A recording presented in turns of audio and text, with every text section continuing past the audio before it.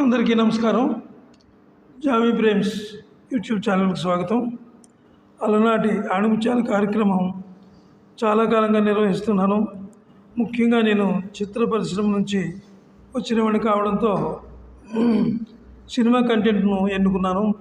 ముఖ్యంగా పాత సినిమాలు ఎన్నుకొని చాలా కాలంగా చేస్తున్నాను. ఇందులోనే ఈ పాటకు రాగం ఏమిటి అనే వీడియోలు చాలా చేశాను. అలాగే యూట్యూబ్ వారు ప్రమోట్ చేశారు, చాలా సంతోషం. వీక్షకులు కూడా, వ్యూవర్స్ కూడా చాలామంది చేశారు, చాలా సంతోషం.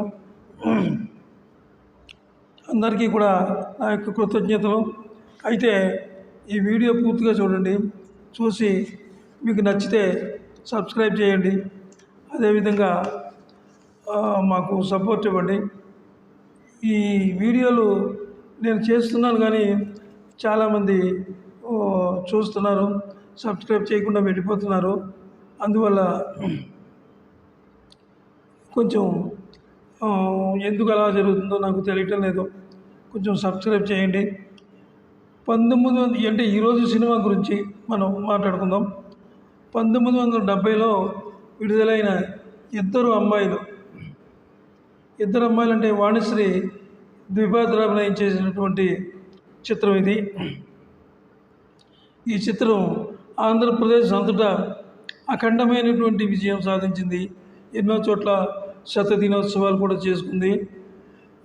ఇందులో వాణిశ్రీ ద్విపాత్రాభినయం చేసింది. అక్కినేని నాగేశ్వరరావు గారు, శోభన్ బాబు గారులకు సరసన వాణిశ్రీ గారి 2 పాత్రలు కూడా ఉన్నాయి, హీరోయిన్గా చేశారు.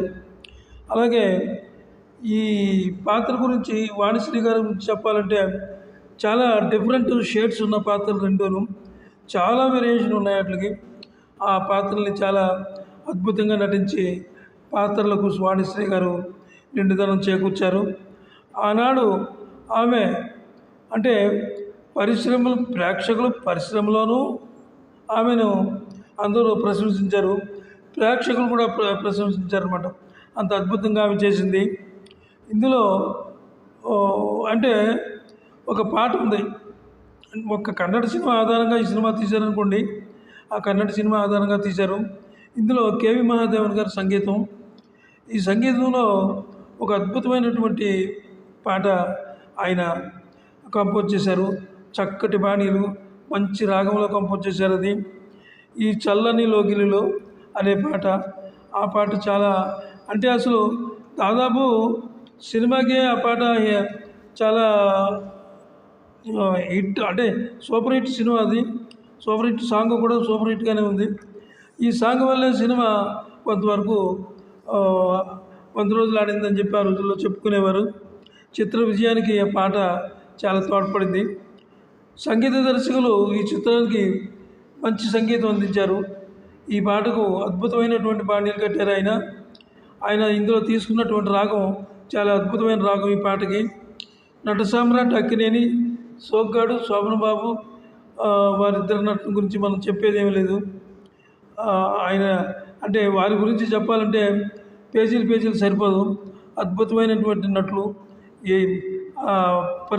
చిత్ర పరిశ్రమని ఏలేసిన వారు వాళ్ళిద్దరును, అక్కినేని నాగేశ్వరరావు గారు, అలాగే శోభన్ బాబు గారు.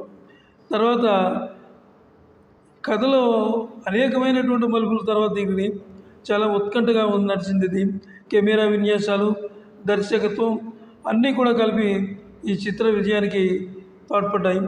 24 క్రాఫ్ట్స్ ఇందులో చాలా బాగా, అందరూ కూడా బాగా చేశారు.